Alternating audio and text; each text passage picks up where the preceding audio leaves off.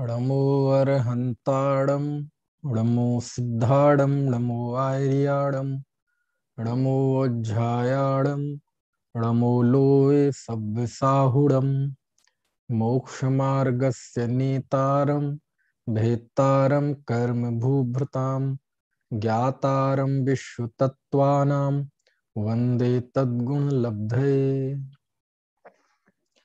तत्वार्थ सूत्र 9वां अध्याय। कल 9वें अध्याय के 6वें सूत्र पर हमारी बात हुई थी। संवर के कारणों पर बात चल रही है, जिसमें हमने गुप्ती, समिति और कल बात हुई 6वें सूत्र में धर्म, जिसमें हमने उत्तम, क्षमा आदि 10 धर्मों का एक सरसरी निगाह से स्वरूप जाना था। आज हम 7वां सूत्र पढ़ेंगे और ये 7वां सूत्र, इसमें अनुप्रेक्षा का कथन आया है। ठीक है, तो संवर के चौथे कारण के रूप में कि उत्तम, क्षमा आदि 10 धर्म कैसे पालन होता है, तो कहते हैं उसके लिए जीव कुछ चिंतन करता है, कुछ भाव हैं, कुछ विचार हैं, कुछ है ना, उसे बार बार ताजा करता है ना, जिस कारण से उत्तम, क्षमा आदि 10 धर्म प्रकट होते हैं, पुष्ट होते हैं। तो वो अनुप्रेक्षाएं कौन सी हैं? क्योंकि अनुप्रेक्षा का अर्थ होता है बार बार चिंतन करना, बार बार चिंतन करना, है ना। जैसे जिसके प्रति प्रीति होती है और वो सामने नहीं हो, तो बिना किसी कोशिश के हम बार बार उसके बारे में चिंतन करते हैं। आपका किशोर बच्चा, तरुण बच्चा पहली बार कहीं बाहर गया हो, पढ़ने के लिए गया हो, तो माता पिता भले ही बात ना करें, कुछ ना करें उस तरह की चिंता वाली, लेकिन बरबशी उसका बार बार चिंतन होता है, बार बार चिंतन होता है ना। हमारे दांत में खाने के बाद आपने देखा होगा, कई बार खाने में कोई चीज ऐसी आ जाए या सौंफ खा लें तो दांत में फंस जाता है और हमारी जीभ वहीं वहीं जाती है। जीभ जब तक वो निकल ना जाए चैन नहीं पड़ती। पहले तो कोशिश करते हैं जीभ से निकले, है ना, और फिर कोशिश ना हो तो कोई सीख वगैरह से निकालते हैं, है ना। तो बार बार उसकी तरफ ध्यान जाता है। ऐसे ही जो जीव धर्मात्मा होते हैं, है ना, वैरागी होते हैं, जो वैराग को पुष्ट करने वाले होते हैं, ऐसे ज्ञानी धर्मात्मा जीव संसार की क्षणभंगुरता का, है ना, आत्मा की नित्यता का, इन सब बातों का, आश्रमों की अशुचिता का, संबंध निर्जरा की शुचिता का, मोक्ष के आनंदमय पने, मतलब जो जो भी हैं जिनके आधार पर हमारा वैराग्य पुष्ट होता है, उत्पन्न होता है, वृद्धि होती है, उन सबका बार बार चिंतन करते हैं, बार बार चिंतन करते हैं। और किसी को कहना नहीं पड़ता, है ना, क्योंकि ये सम्यक भावनाएं हैं ये, है ना। चलो ठीक है, तो उसे ही कहते हैं अनुप्रेक्षा। अब ये 12 अनुप्रेक्षाओं के नाम आचार्य ने इस 7वें सूत्र में बताए हैं। अभी किन्हीं का एक मैसेज आया है, संध्या प्रदीप जैन, आज कुंद कुंद का विषय लेना है ना। आप चूक गए, है ना।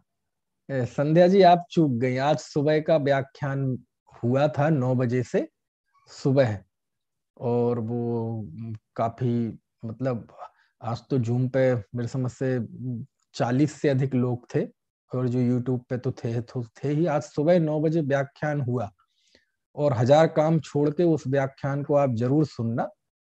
ठीक है, वो यूट्यूब चैनल पे है। और आप ग्रुप में जुड़ी हैं क्या, तत्वार्थ चर्चा? हाँ, तो ग्रुप में भी मैंने शेयर किया था, तो आप वहां से देखना, वो है ना। चलिए, तो अब हम इस 7वें सूत्र की चर्चा करें। इसके पहले 7वें सूत्र का पाठ करते हैं।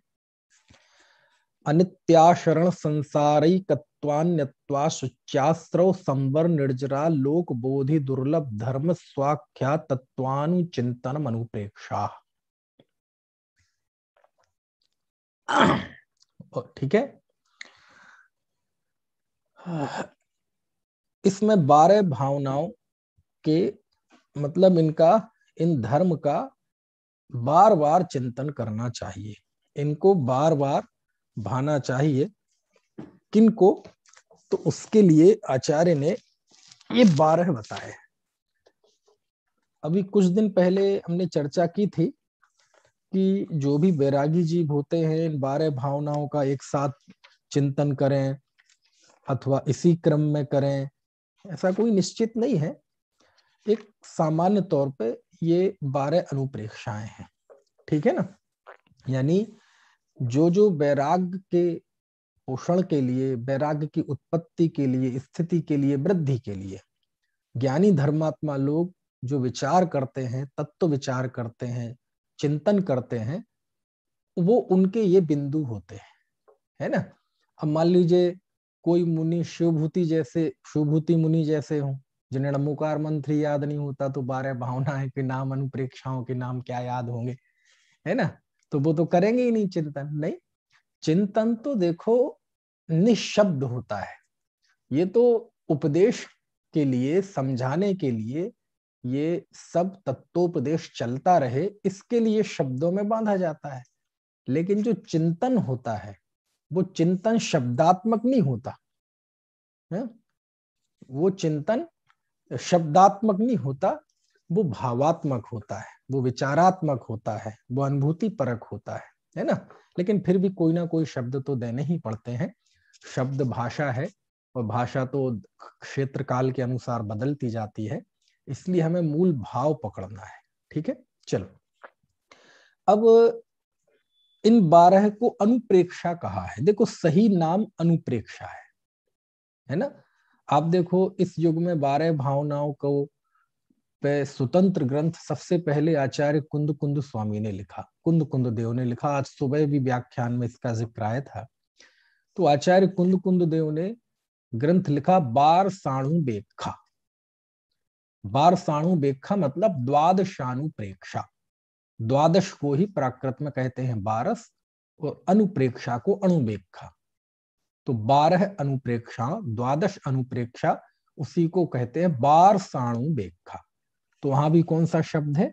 अनुप्रेक्षा। यहां भी अनुप्रेक्षा ही शब्द है, ठीक है। तो और चलो कार्तिकेय स्वामी ने जो ग्रंथ लिखा वहां भी कौन सा शब्द है? अनुप्रेक्षा। भावना शब्द कोई गलत है, बुरा है, ऐसा नहीं कहता मैं। वो भावना शब्द भी हमारे पूर्वजों ने, हमारे ज्ञानी धर्मात्मा विद्वानों ने, आचार्यों ने प्रयोग किया है, इसलिए उसके लिए कोई मनाही नहीं है। लेकिन प्राचीन नाम इसका अनुप्रेक्षा है, ठीक है। और अनुप्रेक्षा एकदम सटीक भी बैठता है, क्योंकि अनु मतलब बार बार, अनुवृत्ति बोलते हैं ना, बार बार। और प्रेक्षा, प्रेक्षा मतलब चिंतन करना, समझ में आया ना, विचार करना, बार बार विचार करना, है ना। और भावना में तो, भावना के तो इस तरह से भी इस तरह से भी उसका प्रयोग होता है शास्त्रों में उस शब्द का।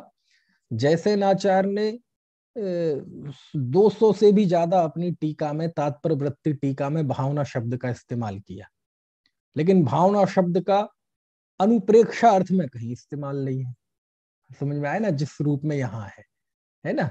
वो तो शुद्धोपयोग को भी भावना करते कहते हैं, स्वरूप स्थिरता को भी भावना कहते हैं, है ना। तो वहां भावना मतलब होने रूप अवस्था, शुद्ध भाव रूप होने रूप अवस्था, उसे वो भावना कहते हैं। आज हम भावना शब्द का प्रयोग किस रूप में भी करते हैं?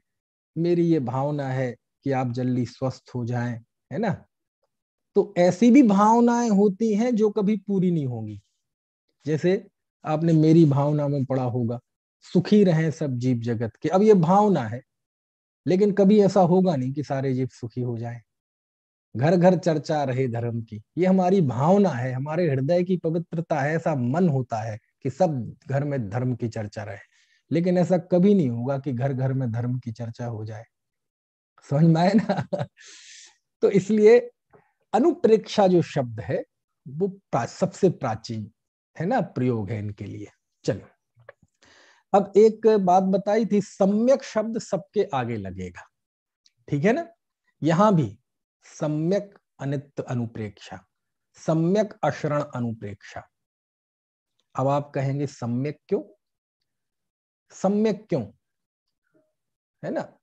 तो सम्यक इसलिए क्योंकि मिथ्या दृष्टि के हकीकत में ये अनुप्रेक्षाएं नहीं होती है। पूर्वचर व्यवहार की दृष्टि से कह लो तो कह लो, लेकिन मिथ्या दृष्टि को क्या पता अनित्य क्या है, नित्य क्या है, अशरण क्या है, शरण क्या है ना? एक बात।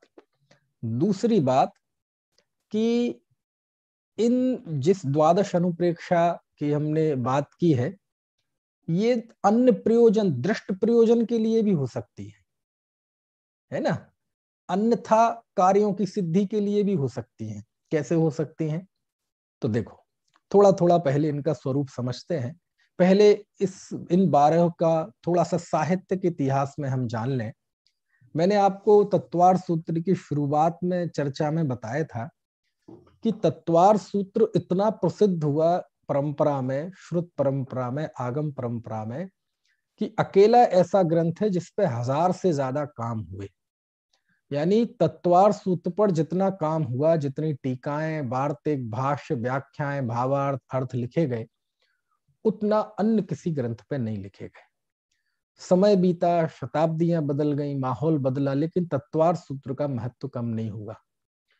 और तत्वार सूत्र में बहुतेरी बातें ऐसी हैं कि मतलब कोई भाव नहीं बदलता, कोई तत्व नहीं बदलता, लेकिन कुछ शब्दों, कोई क्रम या संख्या कि तत्वार सूत्र में जो चीज लिख गई वो जनमानस में गड़ गई, प्रचलित हो गई, है ना? जैसे बहुत सारी चीजें बताई थी मैंने कि बंध के 4 प्रत्यय हैं, लेकिन तत्वार सूत्र ने 5 लिख दिए, प्रमाद को अलग से ले लिया तो बस 5 ही चल गए।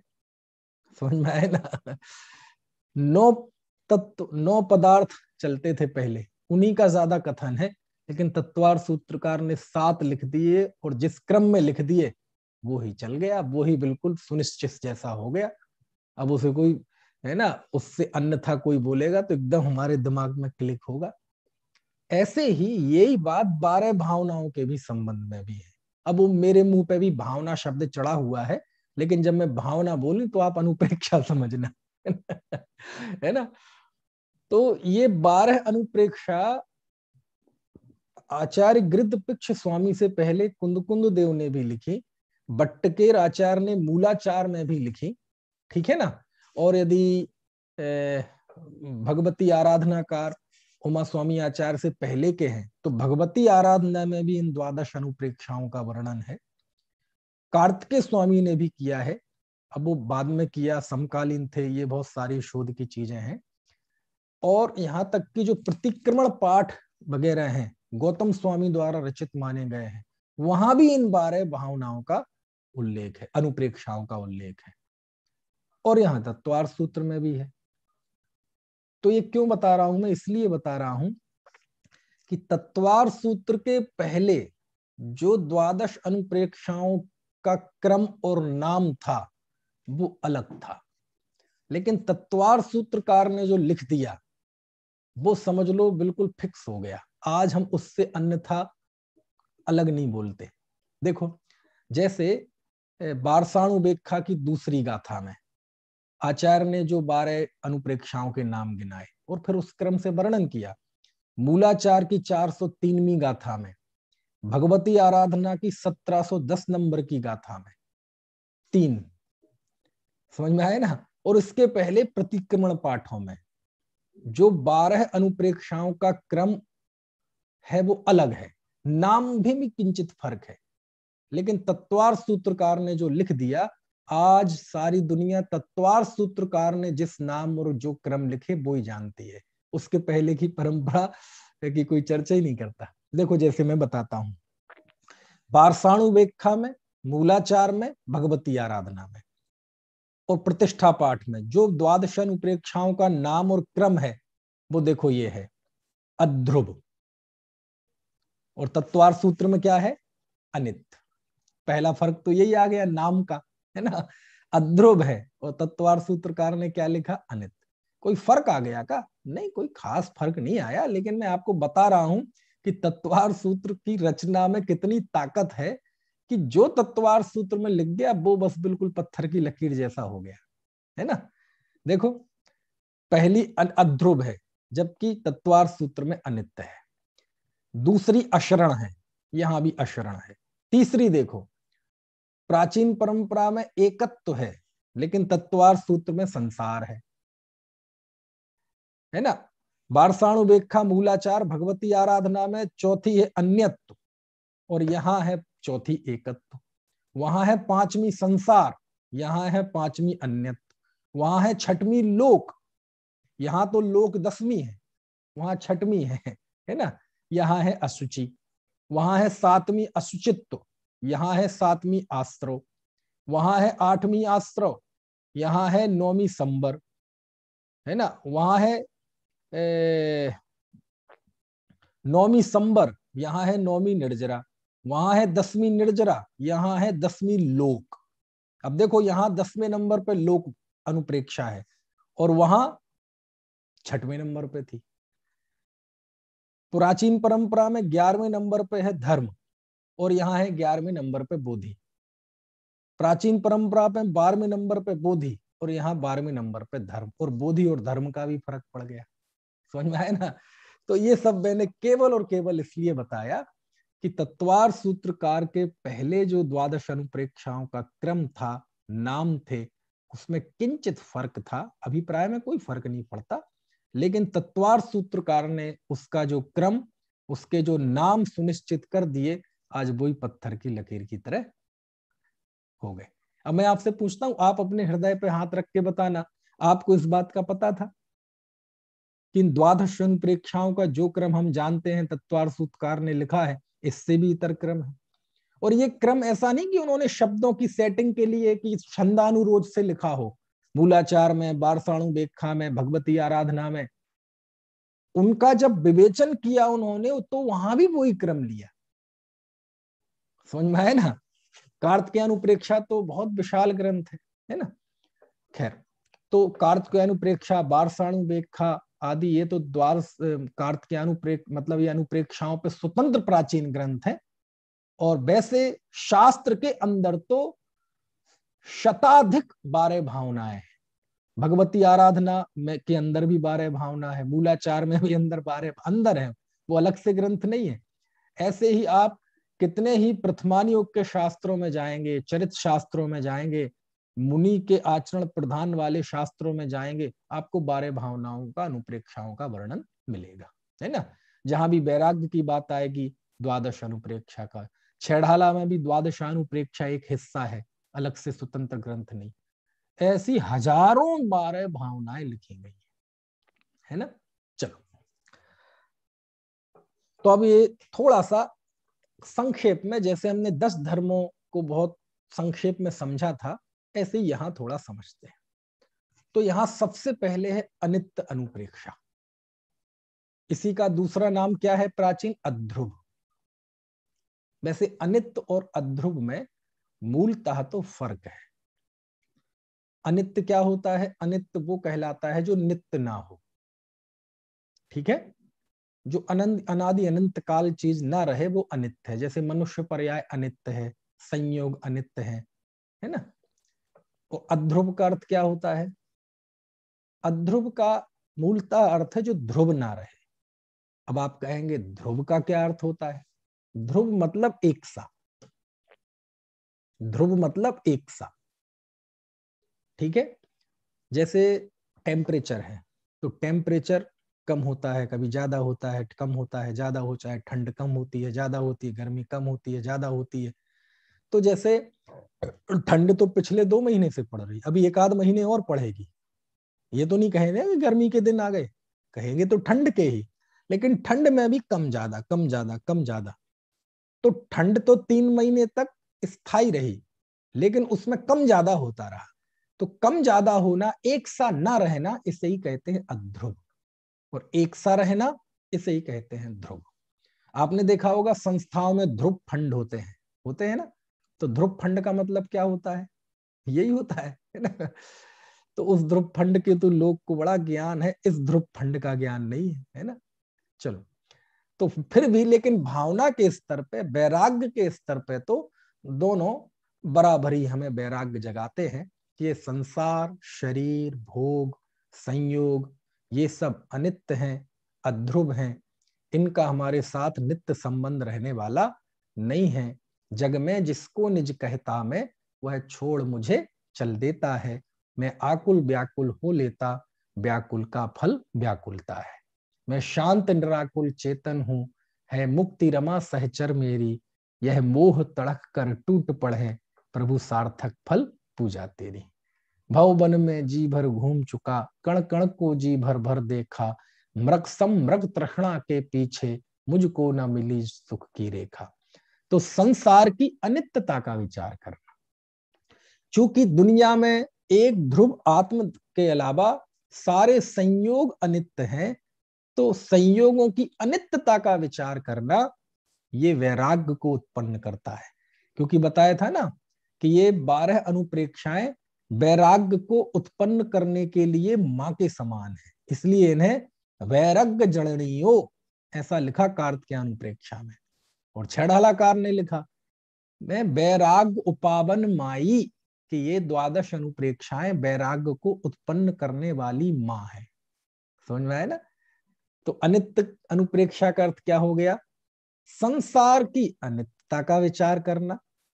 लेकिन अक्षय एक बात समझना, संसार को अनित्य कहा, अनित्य अस्तिवाची शब्द है कि नास्ति परक शब्द है?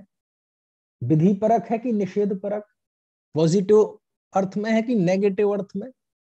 अनित्य जो नित्य नहीं है, तो अनित्य जो पहचान का शब्द बनाया गया, ये किसकी अपेक्षा से बनाया गया?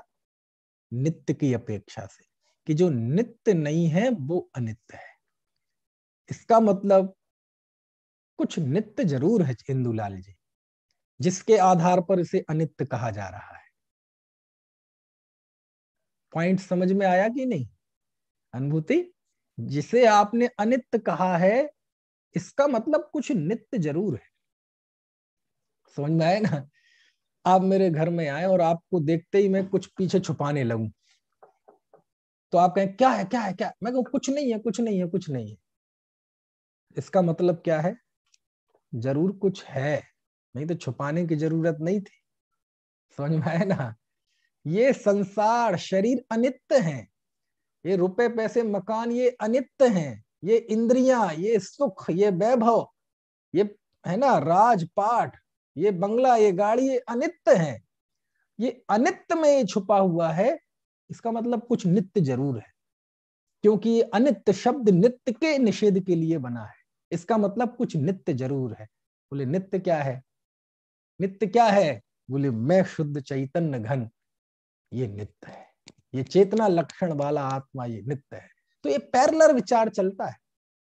आत्मा के चिंतन से निरपेक्ष अनित्य का कोई चिंतन नहीं होता।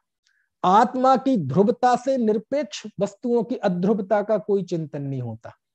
आत्मा शरणभूत है, इसको केंद्र में रखोगे तो संसार अशरण है, तब आप इसका चिंतन कर पाएंगे, अन्यथा नहीं कर पाएंगे, है ना। तो ये पैरेलल चलते हैं, ठीक है। और इस संदर्भ में मुझे बहुत बहुमान से स्मरण हो रहा है पंडित जयचंद जी छावड़ा का। उन्होंने जो 12 भावनाएं लिखी बहुत हटके हैं वो। उसमें उन्होंने अनित्य भावना के लिए लिखा, द्रव्य रूप करी सर्व थिर, परजय थिर है कौन। द्रव्य दृष्टि आपालक हो, परजय नय करी गौन। वाह, यह अनित्य भावना है। देखो पंडित जयचंद जी छावड़ा द्वारा लिखित, कि द्रव्य रूप करी सर्व थिर, द्रव्यार्थिक नय से सभी पदार्थ स्थिर हैं। द्रव्य रूप करी सर्व थिर, परजय थिर है कौन। और पर्याय आर्थिक नय से कौन स्थिर है? सभी अस्थिर हैं, सभी अनित्य हैं, सभी बदलते रहते हैं। यानी द्रव्यार्थिक दृष्टि से सब स्थिर हैं, पर्याय आर्थिक नय से सब अस्थिर हैं। तो देखो नित्यता अनित्यता, स्थिरता अस्थिरता, दोनों को वो वस्तु का स्वरूप लिख रहे हैं। आप देखो तो क्या भावना है। और फिर तो करें क्या? क्या करें क्या? द्रव्य दृष्टि आपालक हो, परजय नय करी गौण। तो क्या करो? पर्यायार्थिक नय को गौण करके जो वस्तुओं को अस्थिर देखता है, अनित्य देखता है, द्रव्य दृष्टि से स्वयं को देखो, जो कि आत्मा स्थिर है। समझ में आ रही बात? द्रव्य रूप करी सर्व थिर, परजय थिर है कौन, द्रव्य दृष्टि आपालक हो, परजय न करी गौन। एक से एक है। वो तो गाने अपन बताने को तो मंगत राय जी की बारे भावना पढ़ लो, है कहाँ गए चक्री जिन जीता भरत खंड सारा, कहाँ गए वे राम और लक्ष्मण जिन रावण मारा। अब बहुत है राजा राणा छत्रपति, लेकिन वहां जाएंगे तो फिर अपन बहक जाएंगे, ठीक है ना। तो अभी इतना ही समझे कि संसार शरीर भोगों की अनित्यता का विचार करना और उससे आसक्ति छोड़ने का विचार करना, है ना, उसमें परिणाम दृढ़ करना, ये अनित्य भावना है। लेकिन ये सम्यक अनित्य भावना है। क्या मतलब हुआ? सम्यक अनित्य भावना क्यों है? इसलिए क्योंकि इस भावना का दुरुपयोग भी कर सकता है कोई। कैसे कर सकता है मैं बताऊं हिंदूलाल जी? आप कभी आतंकवादी कैंपों में गए हैं? अरे मैं भी नहीं गया, चिंता मत करो। लेकिन पता है ना, आतंकवादी कैंपों में जो बेचारे कोई बेरोजगार है, मजबूर है, ऐसे नव युवकों को वहां इकट्ठा करके उन्हें आतंकवाद की ट्रेनिंग दी जाती है। और उन आतंकवादी कैंपों में भी ये अनित्य सशरण भावनाएं पढ़ाई जाती है। क्या बात कह रहे हो? वहां भी तत्वार सूत्र पढ़ाया जाता है। अरे समझने की कोशिश करो, शब्दों को मत पकड़ो। वहां भी ब्रेन वॉश ऐसे ही किया जाता है। कैसे किया जाता है? अरे क्या है भैया, क्या है संसार की मोह माया?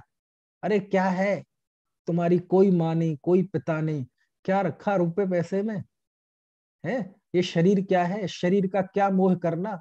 ये सब तो नाशवान है, ये तो मिट्टी में मिल जाएंगे, है?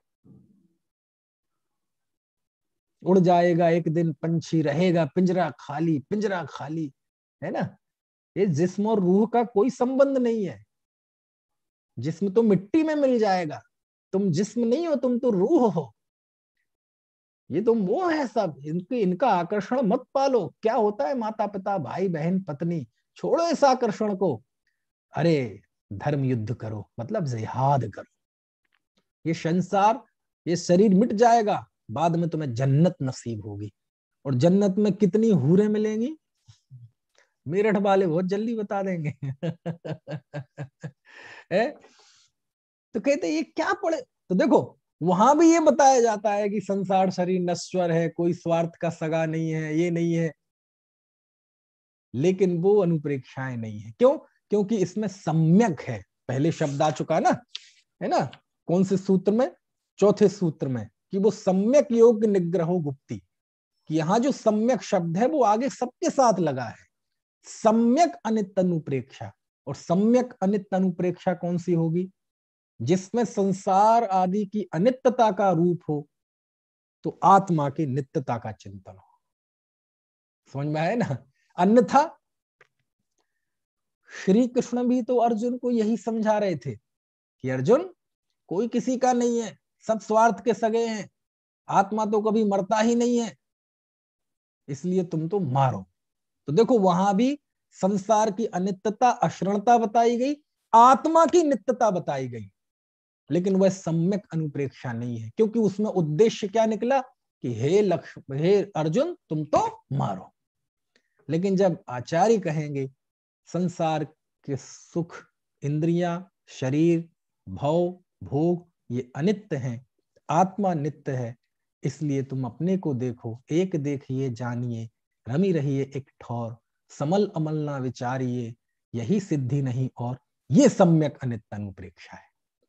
यानी वो सम्यक है कि मिथ्या है, इसकी भेदक रेखा है।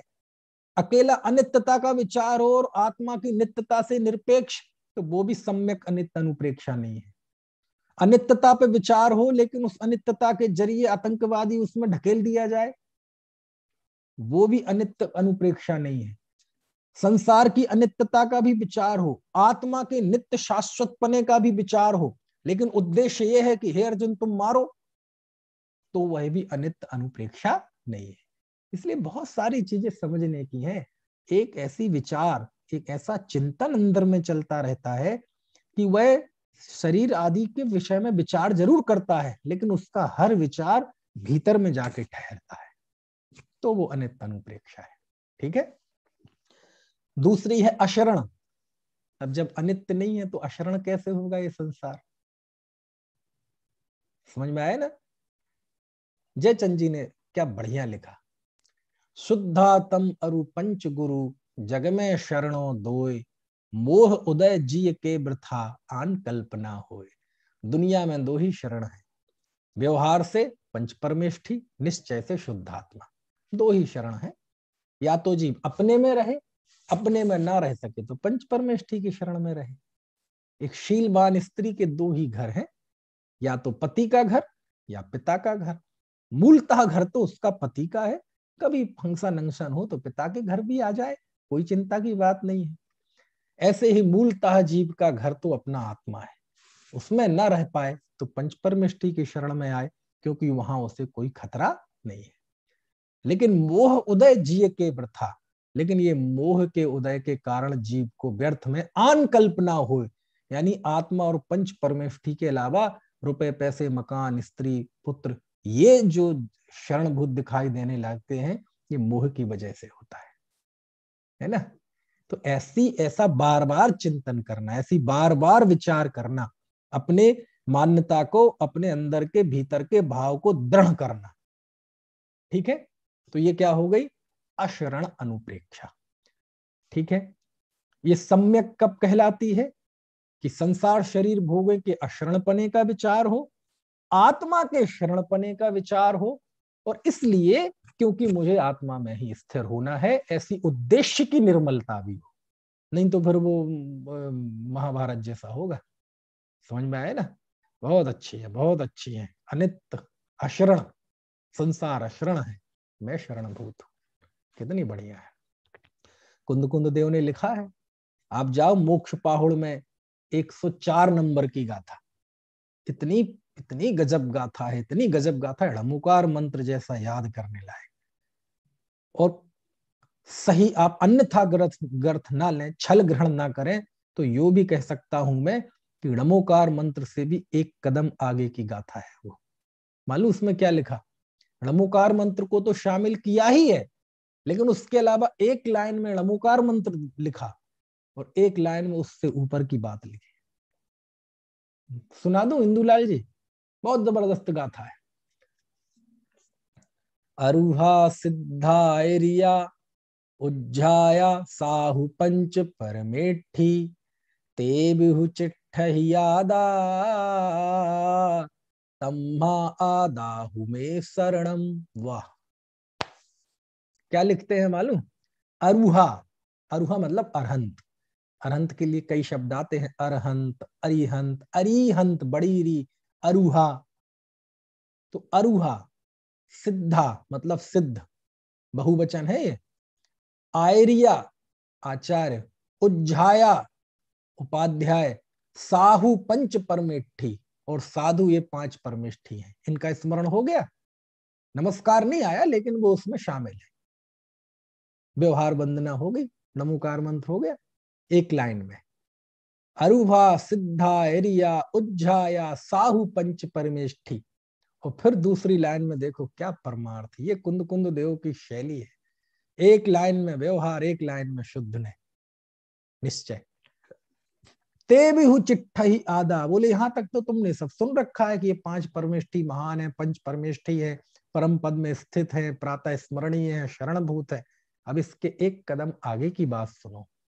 ते भी हु चिट्ठ ही आदा, ये सभी आत्मा की चेष्टाएं हैं, मतलब आत्मा की अवस्थाएं हैं। तो इससे निष्कर्ष क्या निकला? तम्हा, इसलिए आदाहु में शरणम, मेरे लिए मेरा आत्मा ही शरणभूत है। समझ में आया ना? ऐसे एक से एक गाथाएं हैं। ठीक है। 105वीं गाथा में तो ये कहते हैं, सारी दुनिया जिनके सामने झुकती है वो जिन्हें झुकते हैं, सारी दुनिया जिनकी स्तुति करती है वो जिनकी स्तुति करते हैं, मैं उसकी स्तुति करता हूं। समझ में आया ना? चलो, तीसरा है संसार भावना। संसार भावना मतलब संसार का स्वरूप जाना, पंच परावर्तन का स्वरूप जानना, कैसे व्यक्ति मिथ्या भावों के कारण, मिथ्या दर्शन ज्ञान चारित्र के कारण से चारों गतियों में परिभ्रमण करता है। पंच परावर्तन, अनंत पंच परावर्तन जीव ने ये पूरे किए, द्रव्य क्षेत्र काल, है ना, भाव भाव। तो इसका विचार करना, इससे वैराग्य उत्पन्न होता है, संसार से भय लगता है और मुक्ति में जाने की जो छटपटाहट है वह व्यक्ति की तीव्र हो जाती है। तो इसका नाम है संसार भावना। फिर चौथा है एकत्व भावना। एकत्व भावना मतलब एकत्व, एकपना, एकपना, मैं एक ही हूं, अकेला नहीं। कहा तो है आप अकेला अवतरे मरे अकेला होए, यूं कहूं इस जीव को साथी सगाना कोई। देखो, अकेला, अकेले से बना है अकेलापन, एक और एक से बना है एकत्व। क्या फर्क है दोनों में? अब व्याकरणगत जो फर्क है कि नहीं वो तो बाद की बात है, लेकिन शब्द की इमेज में फर्क है। ज्ञानी एकत्व का अनुभव करते हैं कि अकेलेपन का अनुभव करते हैं?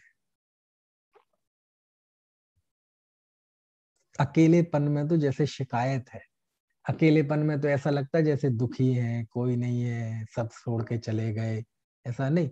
एकत्व, एकत्व भावना, समझ में आए ना? कितनी, कितना गजब है। व्यवहार से भी देखा जाए तो अकेले ही आए थे, अकेले ही जाना है, और शुद्धने से मेरा तो अपने स्वद्रव्य क्षेत्र काल भाव में ही मैं तन्मय हूं, इसका नाम एकत्व है ना? और फिर अन्यत्व, अन्यत्व मतलब परद्रव्य मुझसे भिन्न है, इसका नाम अन्यपना। ठीक है, ये एकत्व अन्यत्व दोनों प्रतिपक्षी हैं, है ना? वस्तुतः देखा जाए तो मैं अपने द्रव्य क्षेत्र काल भाव से अभिन्न हूं, ये मेरा एकत्व, और मैं पर द्रव्य क्षेत्र काल भाव से, पर वस्तुओं से भिन्न हूं, ये मेरा अन्यत्व। और इसी एकत्व अन्यत्व को आचार्य कुंद कुंद ने कहा है एयत्त बेहत्तम, एकत्व विभक्त। लिखा ना समय सार की 5वीं गाथा में, तम एयत्त बेहत्तम दाए हम अपड़ो सभी बेड़। मैं उस एकत्व विभक्त को आत्मा के निज वैभव से दिखाऊंगा। तो वहां आत्मा को क्या कहा? एकत्व विभक्त। समझ में आया ना? और एकत्व के लिए क्या लिखा आचार्य ने? ए अत्तड़ छह गदो समो सबत्थ सुंदरो लोए। दुनिया में एकत्व ही सर्वत्र सुंदर है ना? तो अपने एकत्व का विचार करना, है ना, बाकी जीवों से अपने एक पृथकत्व का विचार करना, स्वयं से दूसरे के पृथकत्व का और दूसरे से स्वयं के पृथकत्व का। ये शरीर आदि मैं नहीं, मेरे नहीं, इनका मैं करता नहीं, इनका मैं भोगता नहीं। ये मैं नहीं, ये मेरे नहीं, ये मेरे करता नहीं, ये मेरे भोगता नहीं। अरे एक से एक गाथाएं हैं, ध्यान तो बहुत आ रही, लेकिन मुझे आज सूत्र पूरा करना है। अगली है अशुचि। फिर बात वही आ गई, जब कहा है अशुचि तो अशुचि शब्द में है शुचि। शुचि मतलब पवित्र और अशुचि मतलब अपवित्र। जब आप किसी को अपवित्र कहोगे तो आपको पवित्र की सत्ता माननी पड़ेगी।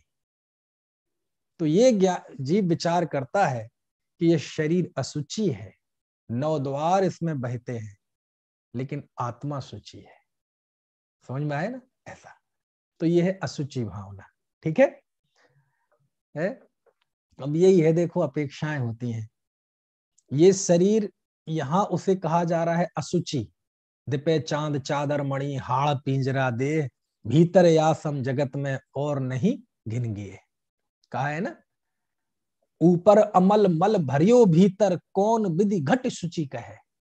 ये सब शरीर को बहुत निंदा की है, लेकिन आप यही देखो, शरीर की निंदा जब यहाँ अनुप्रेक्षाओं में शरीर की निंदा करते हैं कि नहीं?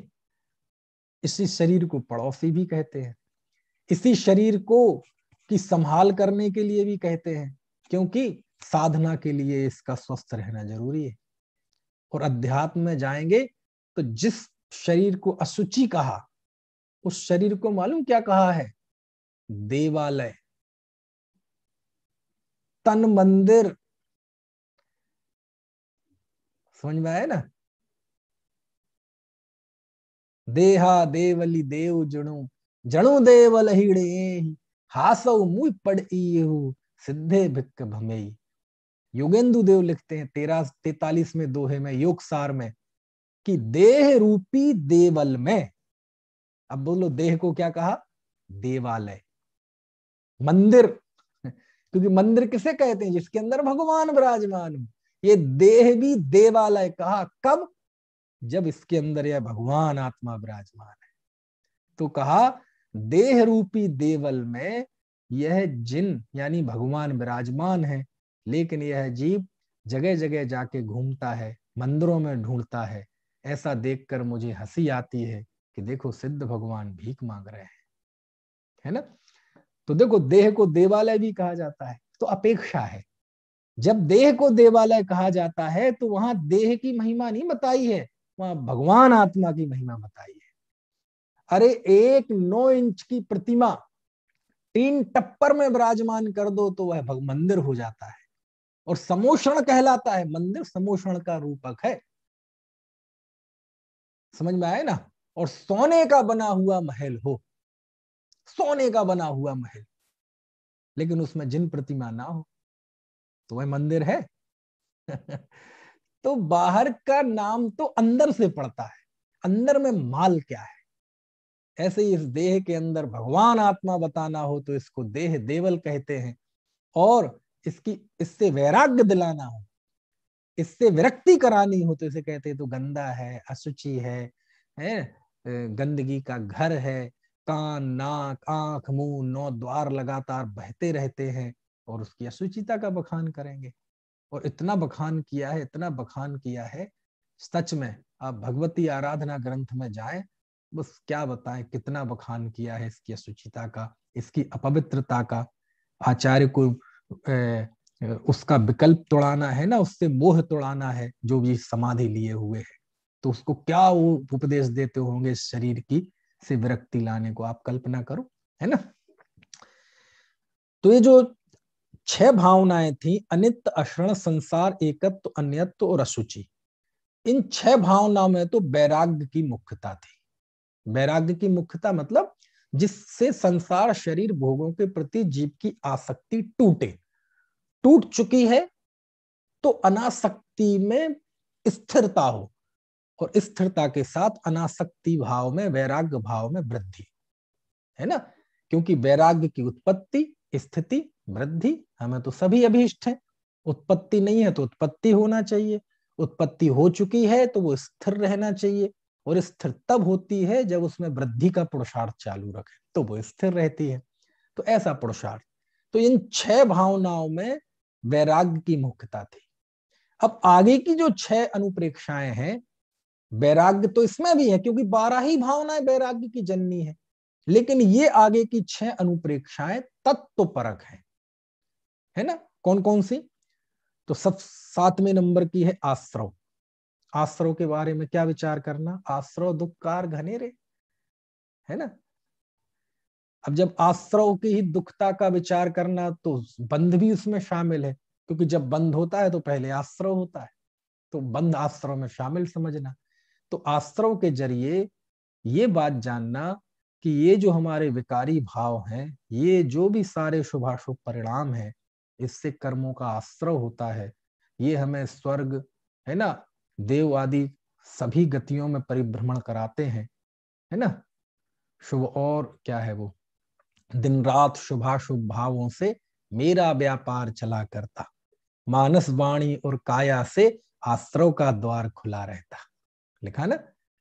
तो इस तरह से विचार करना कि आश्रव की हेता का विचार करना, आश्रव दुख रूप है इसका विचार करना, आश्रव क्लेश देते हैं, भव भव में ले जाते हैं, भटकाते हैं, इसका विचार करना। और विचार करने के साथ साथ ये भी संकल्प दृढ़ होते जाना कि मैं निराश्रवी तत्व हूं, और मुझे पूर्णतः पर्याय में निराश्रवी होना है ना? इसका नाम है आश्रव अनुप्रेक्षा। उसके बाद है संवर अनुप्रेक्षा, है ना? संबर का विचार करना। संबर का क्या विचार करना? अब कुंद कुंद देव तो कहते हैं कि संबर की उत्पत्ति शुद्धात्मा अनुभूति से होती है, और शुद्धात्मा अनुभूति भेद विज्ञान से होता है। जाओ संबर अधिकार में समय सार में, शुद्धम तू बियाणन तो शुद्धम चे बप्पयम लहदि जीवो, जाणन तो दु अशुद्धम अशुद्ध में बप्पयम लहदि। जो जानता मैं शुद्ध हूं वह शुद्धता को प्राप्त हो, जो जानता मैं अशुद्ध हूं वह शुद्धता को प्राप्त हो। तो संबर के निश्चय व्यवहार सभी स्वरूप का विचार करना है ना, और जीवन संबर में हो, संबर में स्थिर हो, संबर में भूमिका बढ़ती जाए। यदि मिथ्यात्व और अनंतानुबंधी का संबर कर दिया है तो आगे और अप्रत्याख्यानावरण का संबर करने की भावना बहाए। चूंकि यहाँ तो मुनि की बात है तो उन्होंने तो 3 कषाय नाश कर दी हैं, तो अब संजुलन कषाय के नाश करने की भावना भाए, है ना, उसके संवर करने की भावना भाए। ये सारा है ना, यानी आप जिस भूमिका में है उस भूमिका में स्थिर रहना, गिरावट ना हो, ये पहली चुनौती, और उसमें भी वृद्धि होती जाए, ये दूसरा कार्य। और ये इन अनुप्रेक्षाओं से होता है। समझ में आया ना, कि हम उन भावनाओं से अपने वैराग्य में स्थिर भी रहते हैं और वैराग्य में वृद्धि भी करते हैं। जिमी ज्वलन पवन तय लागे, है ना, जैसे अग्नि में हवा लगती है तो भड़कती है, ऐसे इन द्वादश अनुप्रेक्षाओं से हमारा तत्व आधारित जो वैराग्य है वह वैराग्य वृद्धिंगत होता है। ठीक है, तो संबर की भावना भाना, निर्जरा का चिंतन करना। समझ में आया ना, क्योंकि आखिर निर्जरा पूर्वक ही मोक्ष होगा, एक साथ तो मोक्ष होता नहीं, कर्म धीरे धीरे निर्जरित होते हैं। तो चूंकि ज्ञानी धर्मात्माओं को अपना रास्ता बिल्कुल साफ साफ दिखाई देता है, मुनि को अपना रास्ता बिल्कुल साफ साफ दिखाई दे रहा है कि मैंने कितना, मेरा काम हो गया है, कितना मैं रास्ते पे चल गया हूं और कितना रास्ता अभी बाकी है। तो वो रास्ता भी मुझे तय करना है, और उसका उपाय क्या है? निर्जरा। निर्जरा कैसे होती है? तपसा निर्जरा, तपश्चरण से। तप किसका नाम है? इच्छा निरोधा तपा, इच्छाओं के निरोध का नाम तप है। इच्छाओं का निरोध कैसे हो? ज्यो ज्यो स्वरूप में विश्रांति होगी त्यों तो इच्छाओं का अभाव होगा। तो उनको रास्ता दिखता है कि यही हमारा रास्ता है, हमें तो अपना आत्म बल बढ़ाते जाना है ना। तो ये चिंतन करना कि अरे भैया इस तप से मुझे च्युत नहीं होना है, ये तप है ना मोक्ष का प्रदाता है, ऐसा चिंतन करना और अपने तपश्चरण की भावना में दृढ़ होते जाना। फिर 10वीं भावना है लोक भावना, लोक अनुप्रेक्षा। अब इसमें बड़ी दिक्कत है। दिक्कत क्या है? ये लोक अनुप्रेक्षा के नाम पे लोग बहुत डरते हैं, क्योंकि लोक में हम किसका मानते हैं कि लोक अनुप्रेक्षा मतलब क्या है? यानी लोक अनुप्रेक्षा यानी 3 लोक का नक्शा, ऊर्ध्वलोक, मध्यलोक, अधोलोक, 14 राजु उतंगणब, है ना, लोक पुरुष संठान, है ना, तामे जीव अनादितय भरमत है बिन ज्ञान। ये तो बहुत अच्छी बात है, लेकिन लोक अनुप्रेक्षा के हमारे मन में एक ऐसी इमेज बन गई है कि लोक अनुप्रेक्षा मतलब हमें जम्बूद्वीप, भरत क्षेत्र, 3 लोक, ये सब 16 स्वर्ग, ये सब हमें इनका चिंतन करना पड़ेगा। समझ में आया ना? तो करें, इसकी भी कोई दिक्कत नहीं है। लेकिन मैं बहुत बहुमान के साथ स्मरण कर रहा हूं इस समय आचार्य कुमार स्वामी को, जिन्हें कार्तिकेय स्वामी कहते, कार्तिकेयानुप्रेक्षा में। आप कार्तिकेयानुप्रेक्षा में जाएंगे ना, वहां लोक भावना में ये तो थोड़ा सा बहुत बताया है, लेकिन लोक भावना कहते किसे है? लोक भावना में उन्होंने ऐसी ऐसी बातें लिखी हैं कि सच में मैं तो बहुत, जब वो पढ़ता हूं तो उनकी भक्ति में झूम जाता हूं कि देखो कुमार स्वामी का दृष्टिकोण, है ना। आचार्य कुंद कुंद स्वामी की जो भक्ति है ना, वो उनके सिर पे चढ़ के बोलती है, कार्तिकेय स्वामी के सिर पे। मालूम, वो लोक भावना में जीव की सिद्धि करते हैं। जैसे उसमें है ना आत्म सिद्धि में श्रीमद जी ने वो जीव की सिद्धि की है 6 बोलों के द्वारा। अरे रे, इस अनुप्रेक्षा में आचार्य ने जीव के अस्तित्व की सिद्धि की। जो नास्तिवादी लोग हैं, अभाववादी लोग हैं, नास्तिक लोग हैं, है ना, भौतिकवादी लोग हैं, जीव की सिद्धि की। बोलो, और ये परमत वालों के लिए ही नहीं, अपने तत्व ज्ञान को निर्मल करने के लिए। बोलो, उत्पाद में ध्रुव की बात की, सत्ता का स्वरूप बताया, सत्ता का स्वरूप, उत्पाद व ध्रुव का स्वरूप, नय का स्वरूप बताया, शब्द नय, अर्थ नय, ज्ञान नय, इनकी बात आचार्य करते हैं। नय दुर्नय की बात करते हैं, बोलो, द्रव्य गुण पर्याय, ज्ञान ज्ञेय की बात करते हैं, बोलो, ज्ञान का स्वरूप, ज्ञेय का स्वरूप बताते हैं।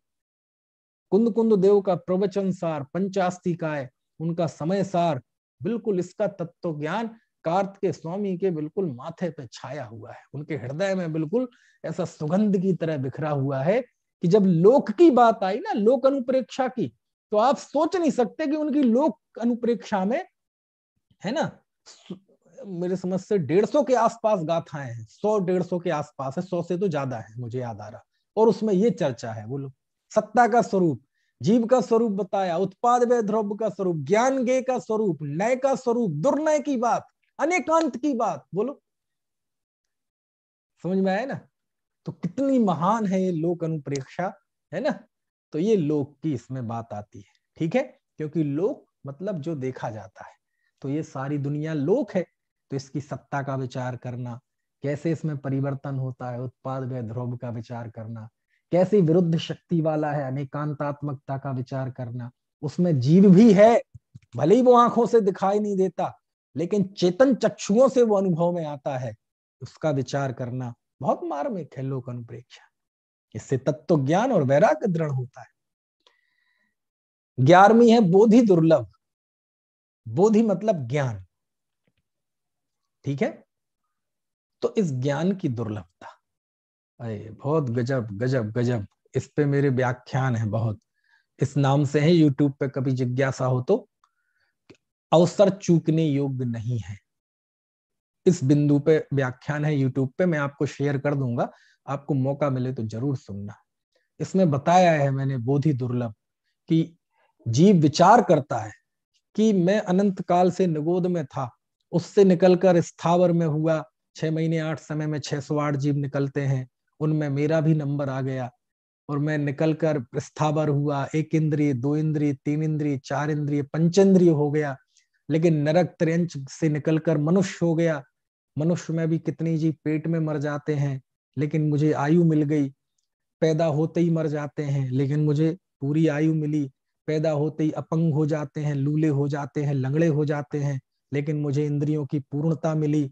कितने ही जो आयु भी हो, इंद्रियां भी पूरी हो, लेकिन हो जाए ग्रीनलैंड के जंगलों में, जंगलाला में पैदा, लेकिन मैं अच्छे देश में पैदा हुआ, अच्छे देश में भी व्यभिचारी माता पिता की संतान हो जाए तो जीवन जिल्लत की जिंदगी जी जाएंगे, लेकिन हमें अच्छे संस्कारवान माता पिता मिले, उतना सब भी हो लेकिन मंद बुद्धि हो जाए, लेकिन हम मुझे बहुत बढ़िया बुद्धि मिली, भारत जैसा देश मिला, 4 कदम पे मंदिर, 8 कदम पे तीर्थ, समझाने वाले गुरु मिले, है ना, सब कुछ मिला, समझ में आया ना?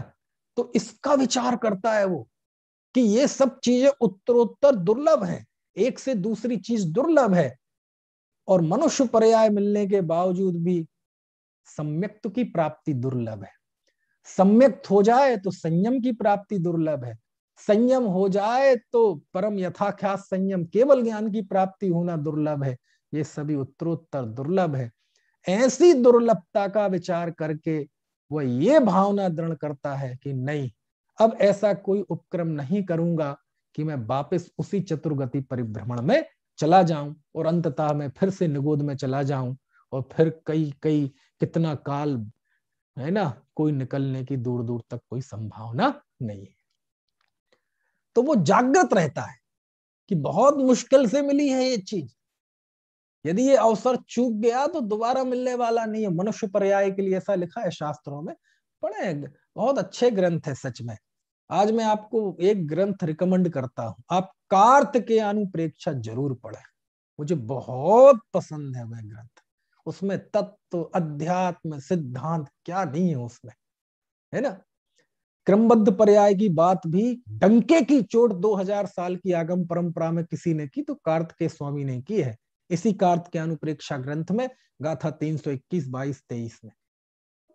समझ में आए ना? तो बहुत मार्मिक, तो विचार करता है अरे जैसे एक चुटकी में आप राख लें और समुद्र में जाके फेंक दें, तो समुद्र में फेंकने के बाद, हाँ इंदुलाल जी देखो शास्त्र दिखा रहे हैं कार्तिकेयानुप्रेक्षा, बहुत अच्छा बहुत अच्छा बहुत अच्छा बहुत बढ़िया। तो चुटकी भर राख लेने के बाद आप समुद्र में फेंक दें तो वो राख बिखर जाएगी, कण बिखर जाएंगे उसके पार्टिकल्स। कब मौका ऐसा आएगा कि जब वह राख उस वैसे ही दोबारा मिलेगी उसके कण। कितना कठिन है बोलो।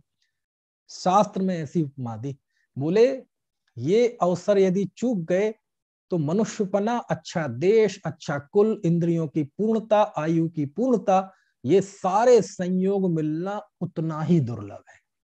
सब शास्त्रों में लिखा है, बहुत है, पूरा 1 घंटे का व्याख्यान है, आपके रोंगटे खड़े हो जाएंगे, सुनना जरा। समझ में आए ना। मेरा ये विश्वास है प्रशांत ने कि ये जब जीव निगोच से निकलकर त्रस पर्याय में आता है, ज्यादातर तो नरक और देवगति में ही रहता है ना। कुछ थोड़ा बहुत मनुष्य और त्रियंचों में आता है। और ऐसा मतलब एक विश्वास की बात है, एक प्रेरणा के लिए, एक कोई ऐसा मनुष्य भाव जरूर मिलता है इस जीव को कि तुम्हारे पास शिकायत के लिए कोई अवसर नहीं होगा। तुम मनुष्य होगे, पूरी तुम्हारी इंद्रियां होंगी, बुद्धि भी मिलेगी, शरीर भी मिलेगा, अच्छा देश मिलेगा, अच्छे माता पिता मिलेंगे, मंदिर भी मिलेंगे, तीर्थ भी मिलेंगे, गुरु भी मिलेंगे, शास्त्र भी मिलेंगे, सब मिलेंगे। जो आत्महत्या के लिए बाह्य निमित्त चाहिए वो तुम्हें सब मिलेंगे। अब तुम में हिम्मत है तो तुम आत्महित कर लो। क्यों? क्योंकि यदि एक बार इस बात को चूक गए तो फिर ये संयोग दोबारा कब मिलेंगे केवली के अलावा किसी को नहीं पता। समझ में आया ना है? और मैं तो ये महसूस करता हूं, उमाकांत जी भी देखो यही कह रहे, कम से कम मैं अपने लिए तो कहता हूं कि वो जो एक अवसर देती है कुदरत हमें, वो एक अवसर यही भाव है। समझ में आया ना, क्योंकि कोई चीज की कमी नहीं है। समझ में आया? अब वो लंबा व्याख्यान है, मैं आपसे कहता हूं आप सुनना, जरूर सुनना, अवसर चूकने योग्य नहीं है। वो काफी पसंद किया गया था वह व्याख्यान, खूब लोगों ने सुना था। बाद में कई कई शिविरों में उसकी रिकॉर्डिंग चली, मुझे पता नहीं है तब भी चलती रही, है ना मैंने कहा अच्छा है, ये तो क्या है, सबके लिए ही है, जो चीज यूट्यूब पे है वो सबके लिए ही है, किसी को इजाजत लेने की भी जरूरत नहीं। लोगों ने डाउनलोड करके अपनी पाठशालाओं में सुनाए, अपने शिविरों में सुनाए, है ना, ऐसा। ठीक है, तो ये है बोधि दुर्लभ भावना।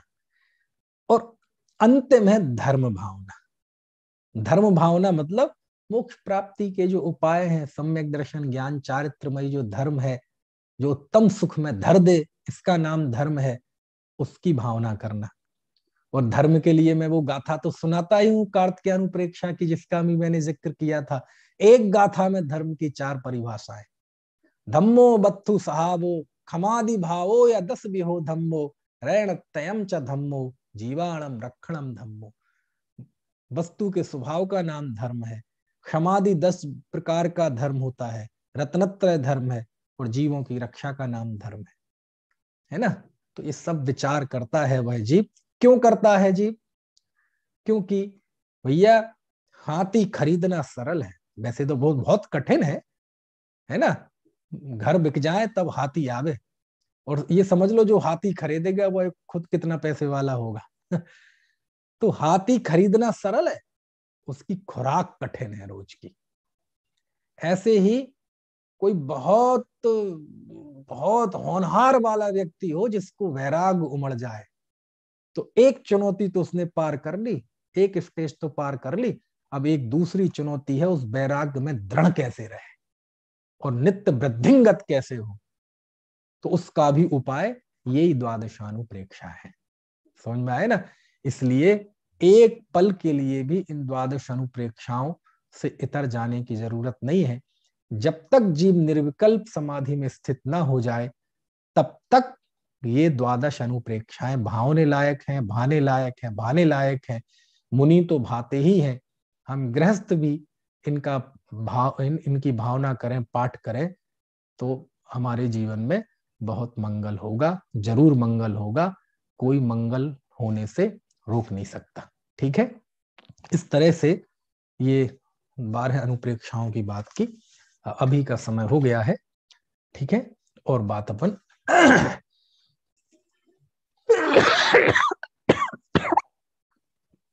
और बात कल करेंगे, ठीक है।